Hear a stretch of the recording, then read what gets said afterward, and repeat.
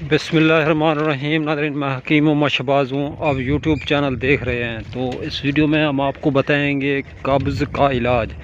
पुरानी से पुरानी कब्ज़ जो है, पेट में सुद्दे बन चुके हैं, पेट पत्थर की तरह बन चुका है, खुश्की जो है बहुत ज़्यादा आंतों को जकड़ चुकी है। तो ऐसी कैफियत में अब लोगों ने बाज़ार से जो है सागुदाना ख़रीद लेना है। नादरीन, सागुदाना ख़रीदेंगे तो उसे तकरीबन 2 घंटे जो है, एक मुट्ठी भर एक बंदे की खुराक है, एक मुट्ठी भर पानी में भिगो देंगे, 1 गिलास पानी में। तो उसके बाद उसको चूल्हे पे चढ़ा के दूध वगैरह डाल के, शुगर है तो मीठा नहीं डालना, शुगर नहीं है तो इस तरह पका के खा लें।